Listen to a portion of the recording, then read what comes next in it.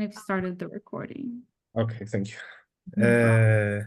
Good. So, welcome everyone to GOCC seminar. This week's speaker is Amanda Catherine from Schwarz from University of Michigan, and she's going to talk to us about the HOMFLY polynomial of a forest quiver. Let me remind you all that we are here, everyone to learn. Everyone has something to contribute, and no one has all the answers. That's our main principles. And with that in mind, Amanda. Can everyone hear me okay? Is it coming through now? Cool. Great. So thank you to the organizers for the invitation, and thank you everyone for being here. Excited to be able to talk about this. So just to give an outline for what I'm going to be talking about, I'm going to start off with some background, some of the stuff just to kind of give some context for where the objects I'm going to be talking about are coming from. So some background on the totally non-negative Grassmannian and positroids. Then I'll be talking about links, so that's going to be one of the main objects, and their polynomial invariants, including the HOMFLY polynomial, and also just some quick background on quivers, because I'm going to be kind of looking at relating some stuff about quivers to some stuff about certain links. Then I'll get into sort of the new stuff, which is a definition of the HOMFLY polynomial for a forest quiver, how that connects to the HOMFLY polynomial of a Playback link, and at the end give a closed formula for that polynomial. And again, at any point, please feel free to stop me with questions. Okay. So to start off with the background on the totally non-negative Grassmannian, the Grassmannian, which I'll denote GRKN, is just the set of k-planes in n space. So often we'll represent a point in that Grassmannian by a k by n full rank matrix, so that the point will be the row span. So that's definitely not unique, right? We can do row operations and get different representatives, but that's often how we'll represent these. And the totally non-negative Grassmannian is a certain subset of the Grassmannian where I want all the maximal k by k minors to be non-negative. So just as a very small example, if I take this matrix X, which is 1, 0, negative 2, 0, 2, 1, that is a full rank 2 by 3 matrix, right? So it's definitely in the 2, 3 Grassmannian. And if I go ahead and compute those minors, then what I'm looking at is the first one, which is in the 1, 2 column. So I'm going to denote it by delta 1, 2, but that's just this minor from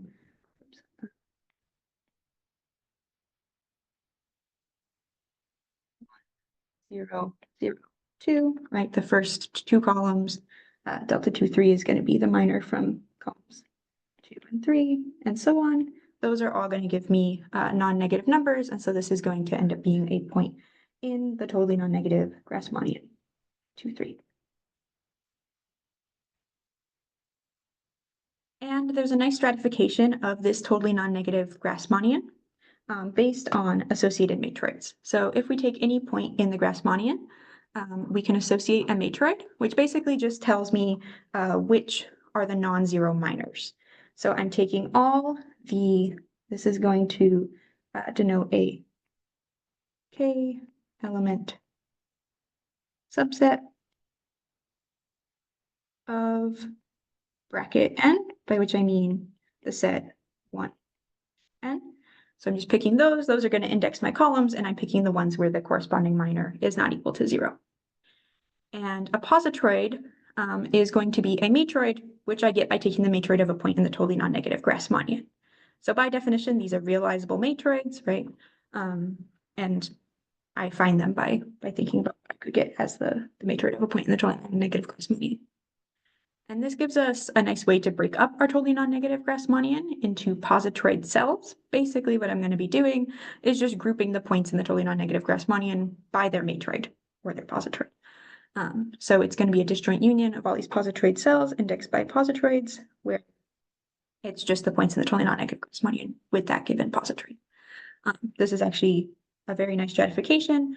It was studied by Postnikov. It's actually, I think he conjectured, and it was proved later, that it's a CW complex. The closures of the cells are homeomorphic open balls. So it's a very, very nice space. And the stratification can also be indexed by many different objects. So there's been many different objects that have been studied that are in bijection with the positroids. that I could use. So I'll tell you about just a couple, in particular, reduced playback graphs and bounded affine permutations, but there's lots of others, grasp necklaces, Layer diagrams, certain pairs of permutations, cyclic rank matrices, lots of different things that you could use.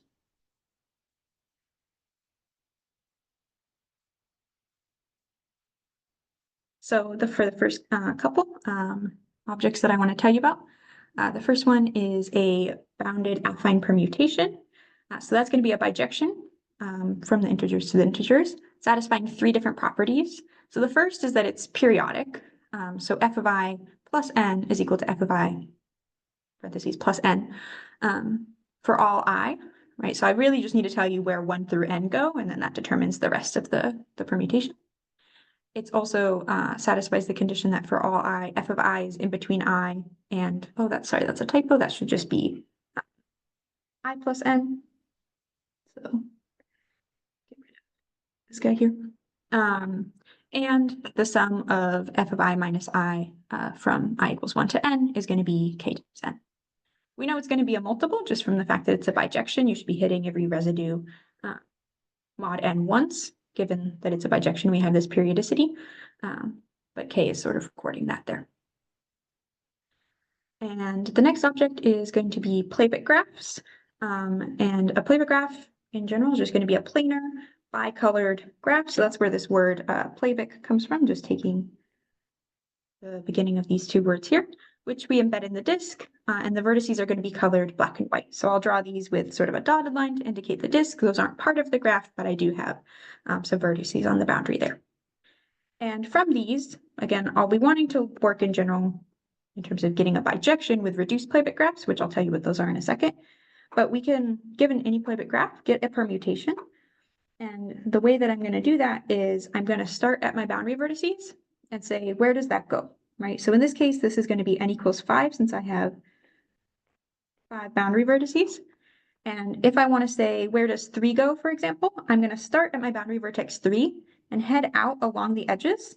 And I'm going to turn right at each black vertex I see. So once I hit this black vertex, I could either go up this way, or I could go this way. This one's the farthest right I can go, so I'm going to follow this way.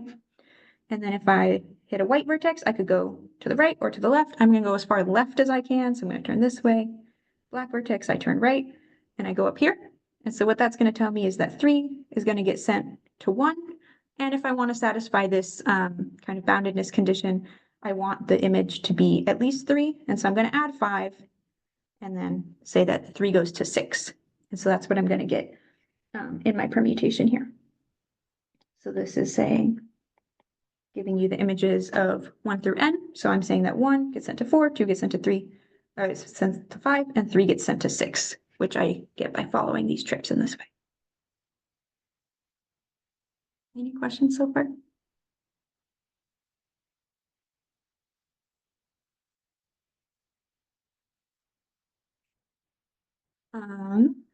But I will allow some moves on playback graphs, and I'll give you a definition of reduced in terms of these moves.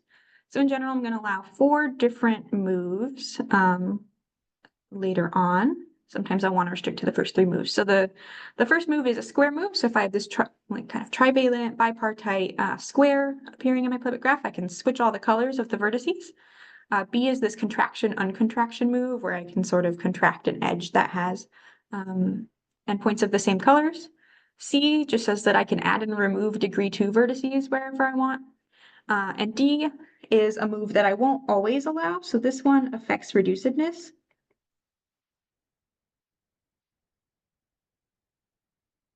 So that one, if I'm working specifically with playback graphs, right, if I'm looking at stuff where I want to have that bijection with positroids, I won't want to add it. But later on when I'm working with links, I'll be okay with that. So the move equivalence class is going to be the set of all graphs obtained by applying those first 3 moves. Again, in general, if I'm working with reduced ones, I don't want to have move D. So using that, I can give a definition that a playback graph is reduced if it has a minimal number of faces among all elements of its move equivalence class with the same associated permutation. There are many other ways that you could phrase this in terms of the trips, right? Moving along edges, or in terms of certain configurations you don't want to allow. but this is one.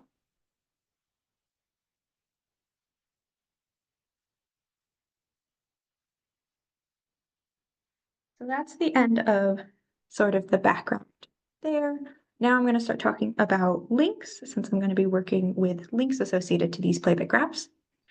So just to give a little bit of general definitions. So a knot is just going to be an embedding of the circle S1 into R3. It's just kind of sitting in three-dimensional space. It might be sort of looped around itself and things like this. And a link is a collection of knots which don't intersect. Again, they might be sort of separate from each other, not looped around each other, or they might be. It can get pretty complicated. And we'll work with oriented links. So I'm giving each component of a link an orientation, which I'll denote in the diagrams with an arrow to show which way they're oriented. And I'm also thinking of two links being equivalent if they could be continuously distorted into the other in ambient space. So this is kind of, I can tug stuff around, I can sort of pull the strands, things like this. As long as I'm not breaking anything or trying to pull one strand through the other, it'll be fine. Okay, and then if I'm able to do that, we say that two such links are isotopic. And part of this is sort of the reason why it can be hard to tell links apart, right? You can sort of look at them from different angles, pull things around and stuff like this. So your links can look very different and still be isotopic. So that's why we'll want to look at these polynomial variants to help tell them apart. And we'll represent our links using link diagrams. This is again just a projection, right, from R3 onto the plane. So something like this. Is our HOMFLY, two circles linked together, and these are isotopic. I could draw them the same way. You could think of this as taking the one on the left here and just flipping it over, and then, you know, this is the picture I get, or I could think of, you know, instead looking at it from behind. So two different ways to represent what is the same link here.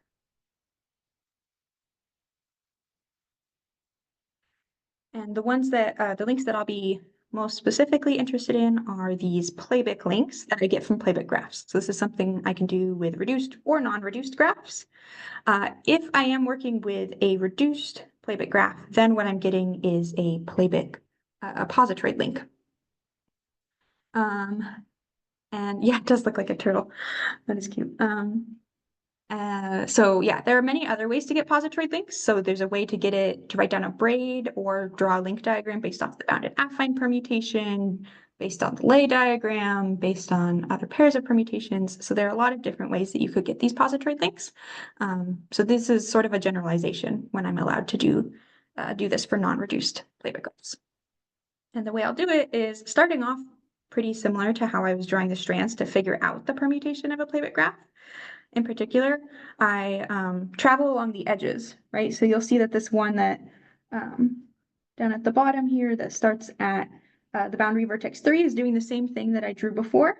So it's going to go see the black vertex, turn right, see the white vertex, turn left, black, turn right, and go like this. So I'm going to draw my strands just like I was doing before, and then I just seal things up at the boundary vertices. So whichever strand was coming in here to 3, I'm just going to seal it up with the one that was going out at 3. And that's getting me pretty close to a link diagram that I can use. The only thing is that I have to figure out what is happening at these crossings, right? Which strand is going over and which one's going under. And so I have a rule for that, which will be looking at their argument in the complex plane, basically. So, for example, at this point where I have this crossing here, I really have two vectors, one that's kind of pointing upwards like this, so something like this, and the other one that is going this way, something like that. And I'm going to think of them as vectors and think about their argument in the complex plane. So I'm going to draw my circle here, right? So just above here is something just above 0, and just below the line here is something just below 2 pi.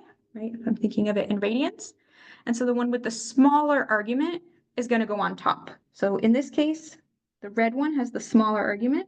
And so that one is going to go on top. And that's what I have drawn when I erase that here. And I'm going to do that at each of my crossings in my diagram.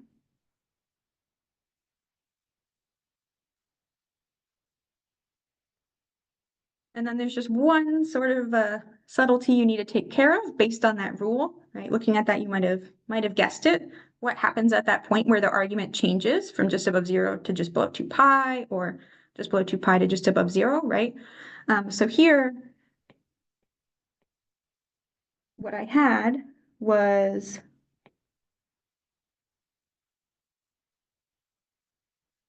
this one, right? Just below this point that I've marked with a square, the argument was sort of just below 2 pi. So this would have been going under everything, right? And just after this, the argument becomes just above 0. And so it would be going over everything it crosses, right? So I have something that's sort of the lowest to all of a sudden jumping up to being the highest thing, if I'm thinking about that. And so what I need to do is I break the strand at that point, send it under everything it sees to the boundary, which is what I've drawn with these dotted lines right here. And then it hits the boundary and it goes over everything back to where it was. And so I have to kind of break that. And so I'll generally denote that with a little square, and same thing in the other direction. This will be broken, go over everything, and then back under everything. In this case, it doesn't really change anything the way I've drawn this diagram, right? Breaking, let's see, this one's going up like this. So this one would have to be broken, sent to the boundary, and back under. That doesn't really change anything. I could sort of just pull that back into place, but in some cases where you have a more complicated diagram, it is possible that that'll make a more complicated link where you have to go over some strands and create some extra kind of things knotted around each other.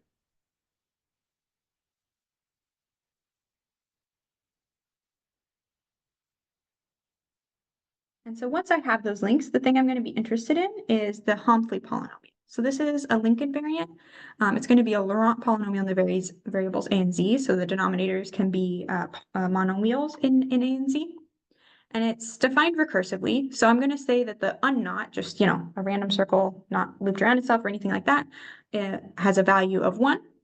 And then I have this relation, a times the polynomial of L plus minus a inverse times the polynomial of L minus is equal to z times the polynomial of L naught, where these links, L plus, L minus, and L naught, are 3 links that look the same, except for just around one crossing, where L plus has what we call a positive crossing here, where I have my strand going up and to the right, and then this one going to the left underneath it. L minus has a negative crossing, right? What I get if I flip that positive crossing, and in L naught, I've gone ahead and smoothed that crossing. And so this will let me recursively compute some polynomials. So just to give an example of what that looks like in practice, if I want to compute the HOMFLY polynomial of this, what I'll call 2-component unlinked, just 2 circles sitting next to each other in space, I could think of that as L naught for here, right? This is my smoothed out crossing. And then here is what I would get if I replace that with a positive crossing, and L minus is what I get if I replace that with a negative crossing. And you'll see that L plus and L minus are really just unknots, right? I've just taken a circle and twisted it in one way or the other. And so knowing that they have a value of 1 there, I can go ahead and rearrange this formula at the top and plug in the value of just 1 for the polynomials for L plus and L minus. And what I end up getting is that the HOMFLY polynomial of the 2-component unlink is A minus A inverse over Z. And a slightly more complicated example, I can then use this to compute the HOMFLY polynomial of the positive hot flank. So that again is just going to be these 2 circles linked together. The positive part means that both of these crossings here are positive crossings. So I can treat this as L plus. And if I take the top crossing here, right? So here's my positive crossing. I can flip it and get this guy. And if I smooth it out, I'm just left with this one crossing here. So L naught is going to be, again, the unknot. L minus is that 2-component unlink. So if I go ahead and plug in what I computed before, I can compute my HOMFLY polynomial of my positive hot flank and get this answer down at the bottom there.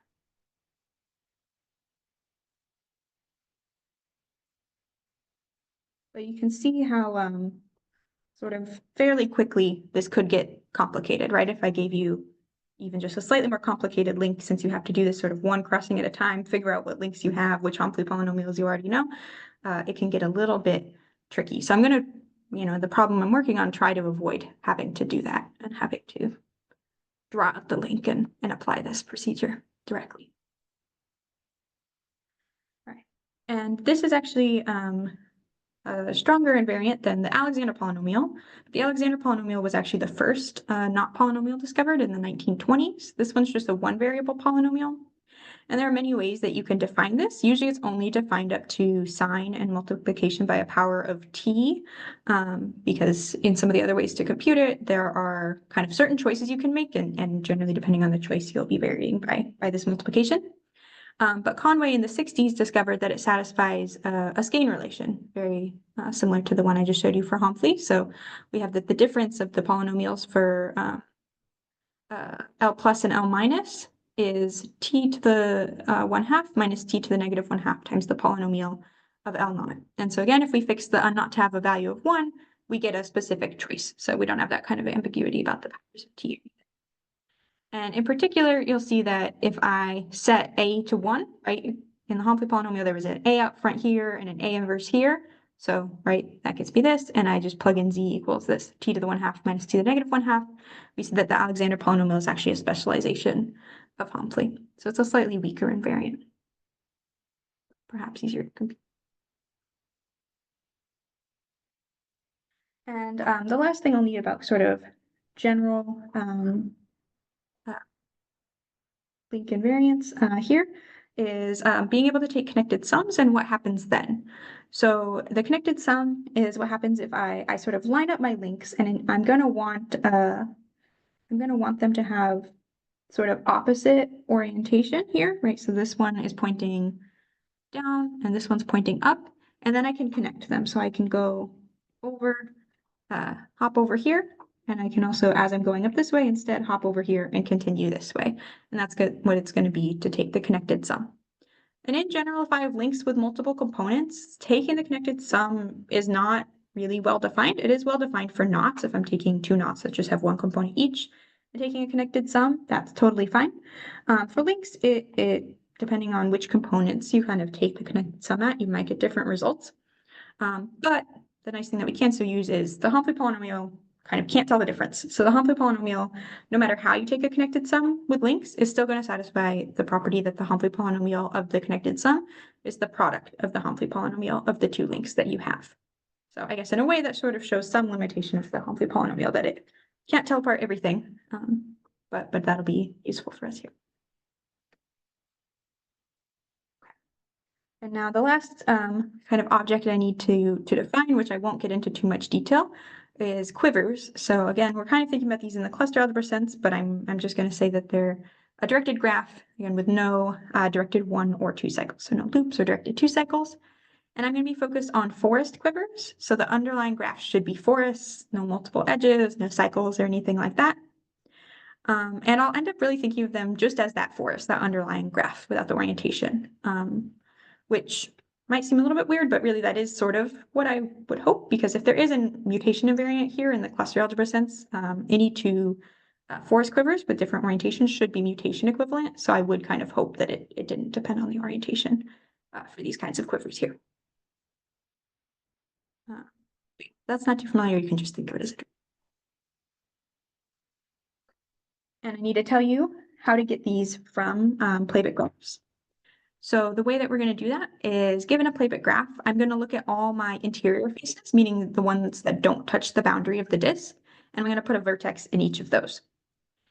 And then for each edge that separates two interior faces and has opposite colored endpoints, I'm going to draw an edge in my quiver between the corresponding vertices so that the white vertex is on the left. So for example, in this top edge here, right, this is one edge separating these two faces. That's the only one.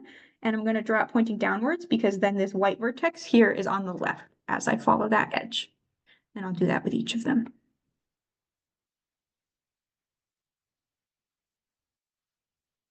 Okay.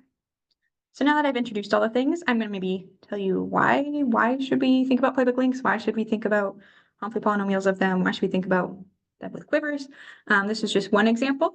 So Lamb and Spire showed that for any acyclic mutable quiver with n vertices, there's this rational point count polynomial for the associated cluster algebra, and it's given by this R polynomial that we can give in terms of the quiver. So they showed that it was equal to the sum of these powers of q minus 1 and q, where the coefficients are actually the number of independent sets of size k in the quiver. And then Galoshin and Lamb connected this to like the HOMFLY polynomial of Playback links. So they showed that for leaf recurrent Playback graphs, which I won't define what leaf recurrent is, but it includes these reduced Playback graphs, the ones in bijection with positroids, then this function can be obtained from the HOMFLY polynomial. So what I do is I take the top a degree term, right, all the terms that have the highest power of a appearing, and I substitute in q to the negative 1/2 for a and q to the 1/2 minus q to the negative 1/2 for z. And that actually recovers this R polynomial. So in particular, right, when I'm working with reduced Playback graphs, this is telling me the point count of the associated positroid variety over a finite field. So there's some kind of interesting like geometric information that's encoded in this HOMFLY polynomial. And there might be more too, right? It might be, this is sort of losing a lot of information when you're doing this, take the top a degree term and do the substitution. So maybe there's even more information with this within this HOMFLY polynomial that could be interesting.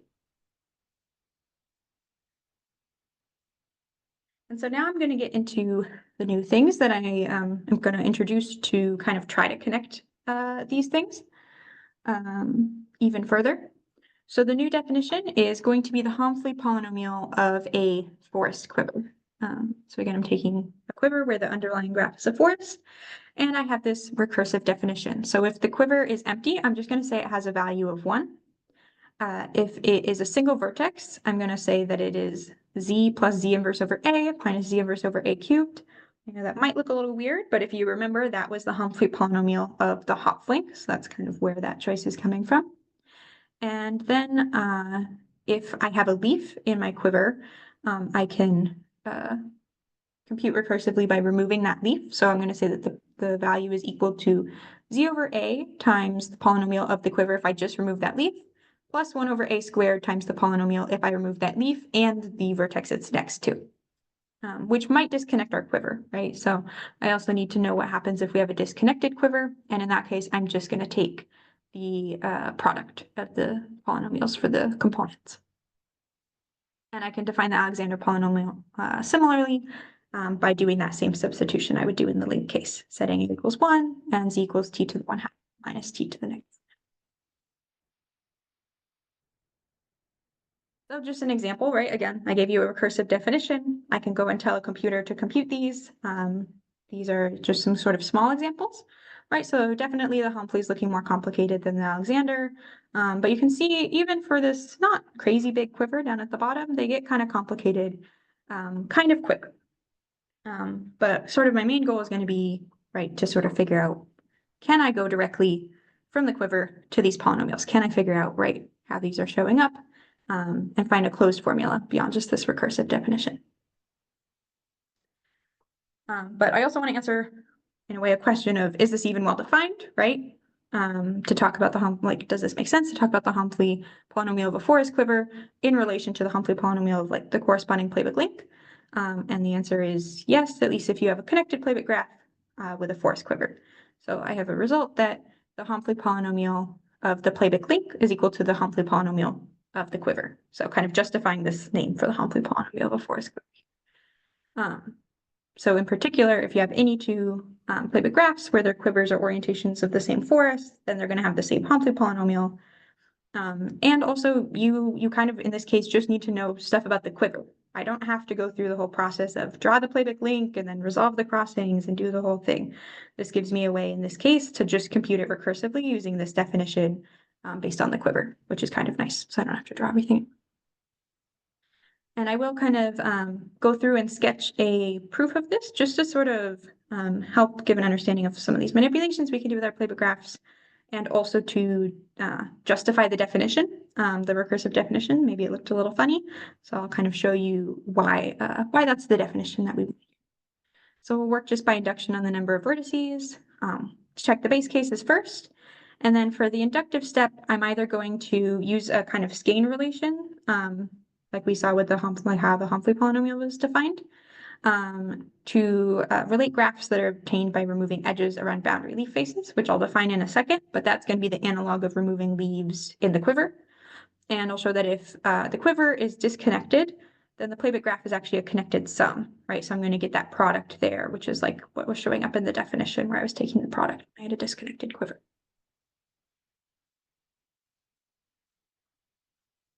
Just a couple definitions that I'll need to use before I get into that.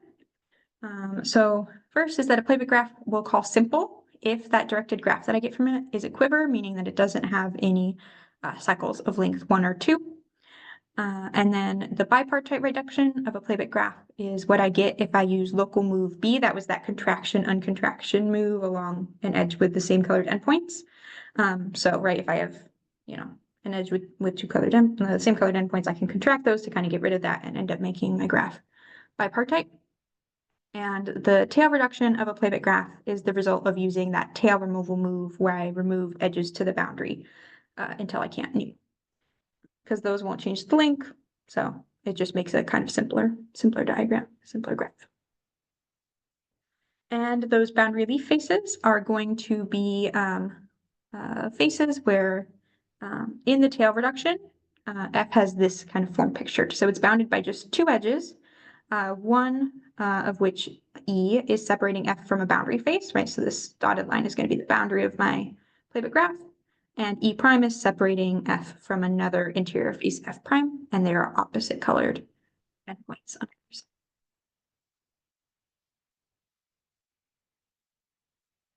So now getting into actually the proof sketch, I'll first check the base cases. So just when I have an empty quiver, any playback graph that I'm going to draw is just going to get me the unknot, so it has value 1, which is what I expect. If I just have a single vertex, any playback graph I'm going to draw, again, is just going to get me that positive hop flank. So that's again where that choice is coming from. This is the HOMFLY polynomial of that positive hop flank. And I could go and check also for A2, where I have two vertices connected by an edge. Any playback graph is going to basically look like this, sort of two boundary leaf faces next to each other. And I'm going to get the right-handed trefoil. And if I check both the polynomials, I end up getting this result right here.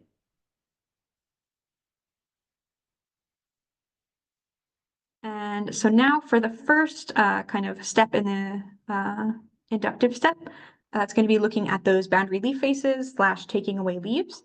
So Galatian and Lamb had this lemma that if we have a simple playback graph with a boundary leaf face, and the boundary leaf face has these two vertices x and y on either side, then if we look at the triple of graphs where we have G, the result of removing the edge separating F from the boundary face, and the result of removing those two vertices, then we have this sort of skein relation happening. So the HOMFLY polynomial of the playback length of G is going to be Z over A times the HOMFLY polynomial of the playback length of G prime plus 1 array squared times the HOMFLY polynomial of the playback length of G double prime. And you'll also note that in this case, right, the quiver of G prime is the result of removing that leaf vertex that's showing up in the boundary leaf face, and the quiver of G double prime is the result of actually removing that leaf and the adjacent vertex, V tilde. So we get something that's mirroring this definition for the HOMFLY polynomial of a forest quiver. And so to be able to use that, I need to show that these actually show up. So I have a lemma saying that if we have a trivalent connected playback graph whose quiver is connected, then if we have a leaf, we can assume that it's a boundary leaf face, maybe after applying this contraction, uncontraction move. So for example, here, if I apply the contraction, if I first kind of contract right here, this edge with the same colored endpoints, and then push it out, do uncontraction in the opposite direction, I can sort of push these other faces away from any face which corresponds to a leaf in my quiver and end up getting that it's a boundary leaf face. So we're going to kind of always be able to use this whenever we have a leaf in our quiver.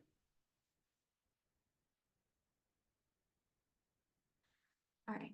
And then the next thing is what to do when we have a divided quiver or a disconnected quiver. And so I'm going to introduce a new definition called dividing edges. So a dividing edge in a playback graph is an edge E where two, not necessarily distinct, boundary faces B and B prime lie on either side of that edge. So the picture is roughly something like this here. So I have this edge here with a boundary face B prime. What you'll notice is that we can kind of draw a line down this edge. It separates our playback graph into two, where I'll say G1 is the playback graph, everything over to this side here, G2 is the playback graph, everything over to this side here. And it separates it like that. And we also get a disconnected quiver, right? Since there's these boundary faces here, there's no way to sort of draw edges in our quiver, right? Since those need to connect interior faces, and I've sort of separated everything that way. And whenever I have a dividing edge, I'll actually end up getting that the playback link is a connected sum of the links of those smaller graphs. So if I take those G1 and G2 as I showed on the last slide, right, and just took the disconnected sum, they look something like this, right? There's more complicated things going on here, but the edge running along this part right here is just going to go pointing up and pointing down. And if I take the connected sum there, again, going over here and then continuing down this way, going here, jumping across, going up this way, I get this picture here. And if I take it and just twist it a couple times, I'll actually see that it's the same as the playback link of the graph that I get when I add that dividing edge back in. So I'm getting that connected sum there.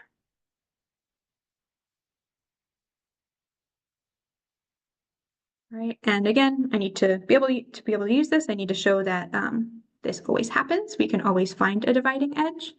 And so in this case, in the bipartite reduction, we can actually find that. And so either you already have one, you don't need to do anything, or we'll end up finding a vertex where there are two boundary faces next to that vertex. I can apply the uncontraction move here, separate them out, and there's my dividing edge. Or I have a loop face, in which case I can also sort of make a dividing edge. So I can take my loop, sort of uncontract, recontract, pushing it through to be next to the boundary face, and then uncontract again, create my dividing edge. So it's a little bit of messing around with those playback graph moves that we're allowed to use. You can always find them. So this will allow us, if we have a disconnected quiver, to sort of, again, break things apart into smaller quivers. So now if we put this all together, we checked our base cases. If it's disconnected, then we can find our dividing edge. So the playback link of the HOMFLY polynomial of our playback link is the product of the HOMFLY polynomials of those other two playback links that we get by the inductive hypothesis. Those are given by the HOMFLY polynomial of their quivers. And then that's just the HOMFLY polynomial of our bigger quiver. And similarly, if it's connected, we can find that boundary leaf face according to corresponding to some leaf, right? You have a you're always going to be able to find a leaf in your tree or in your forest. So then the HOMFLY polynomial of the playback link is going to be coming from this scaling relation, z over a times the playback link of the graph where I remove that one edge, and plus 1 over a squared times the playback link of the graph when I remove the two vertices around my boundary leaf face. And again, by induction, I can just plug in the values of the HOMFLY polynomial of the corresponding quivers and get that is the HOMFLY polynomial. So everything ends up working out here. And we have sort of direct analogs on what's going on with the definition of the quiver to what's happening with our links and playback graphs here.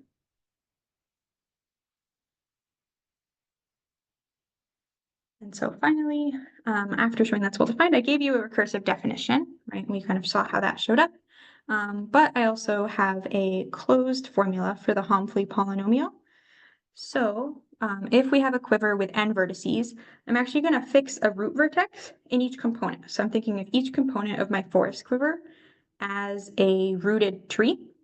Actually, you can kind of pick whichever one you want.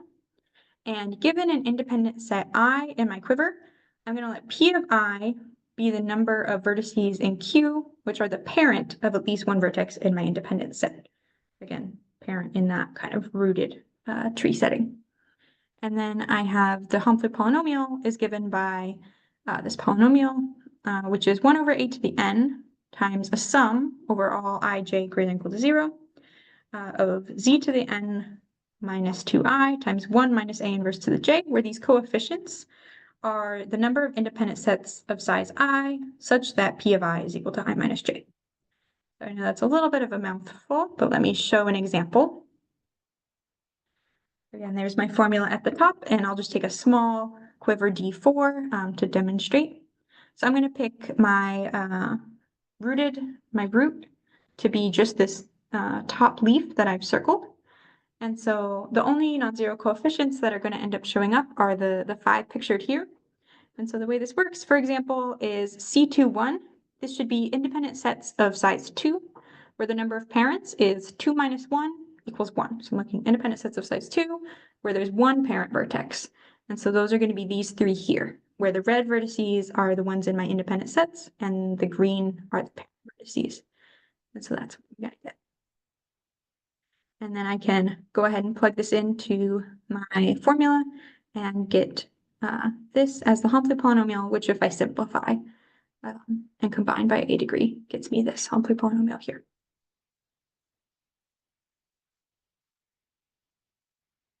And this actually recovers some of our other polynomial invariants. So in particular, I can specialize and get the Alexander polynomial. And what I'll end up finding is that that one is 1 over t to the n over 2 times the sum of, again, powers of t to the k times t minus 1 to the n minus 2k. And the coefficients here are going to be the number of independent sets in the line graph, or in other words, the number of k edges which don't touch in this case. And you can kind of see this pretty immediately from the HOMFLY polynomial.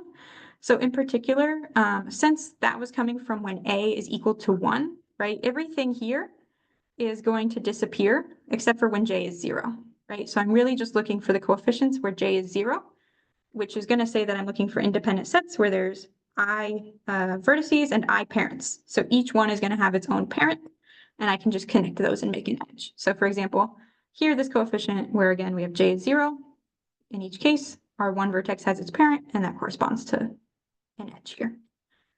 So I have that Alexander polynomial, and we also recover the formula that Lamb and Spire had for acyclic quivers in the case where we have a forest quiver, right? So they had said that it was this sum of q to the k times q minus 1 to the n minus 2k, where the coefficients here were given by the number of independent sets of size k in q. And so we can get that from the HOMFLY polynomial formula by basically just fixing I and summing over all the different values of k with our substitution. I guess that is all I had. So thank you.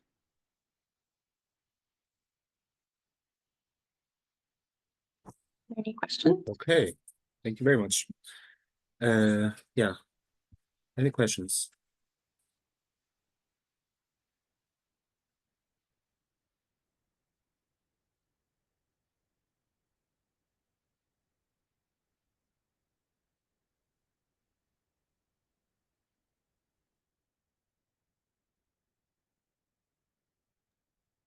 Amanda, can you go back one more slide? I think I'm still processing. Oh, okay. Yes, perfect. Thanks. Just need to process this corollary of it.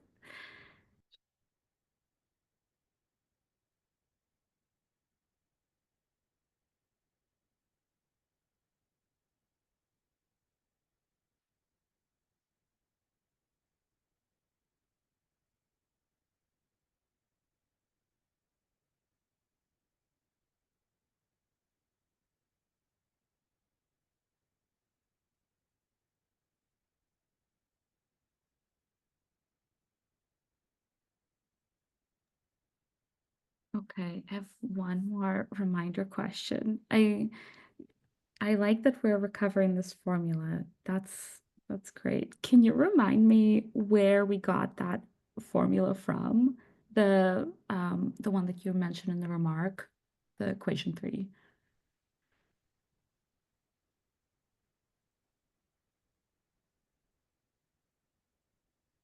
Oh, sorry to make you go back so much. Okay, yes. That was this result. I Yes. think they used a bit more like heavy duty stuff to prove this. Yeah. Okay, that's awesome. Yeah, that's great that we get that. Nice. One of the next questions is sort of, they had this for acyclic quivers, right? So more general than these forest quivers. Yeah, Just like, totally. can we find a HOMFLY polynomial for acyclic? Yeah, Makes sense and is compatible with these other things. yeah. Can you tell me what makes the acyclic what makes the acyclic requirement particularly nice? Like, why is that the case that we are thinking about? Um, Maybe it's obvious and I'm just not seeing it. I mean, it's nice to not have cycles, but yeah. Yeah, it is. Yeah, I don't know that I have a good answer in terms of explaining in the way that they proved this. I think there is some hope, both because they have this defined for acyclic quivers. There's also some work that Scott Neville has done that defines an Alexander polynomial for a class of quivers that includes acyclic or mutation acyclic quivers. So there's kind of like, yeah, that's part of what gives some hope about if we have our polynomial and Alexander getting HOMFLY. Yeah, I'm not sure that I can say. I know that for Scott's work, part of why we had this, he was able to do it for acyclic, was he was more working with cyclically ordered quivers, so you needed to be able to sort of put some natural order on them. And there's a way to do that for acyclic quivers. A nice way to always do that when you. Yeah. Okay. Nice. Nice. Thank you.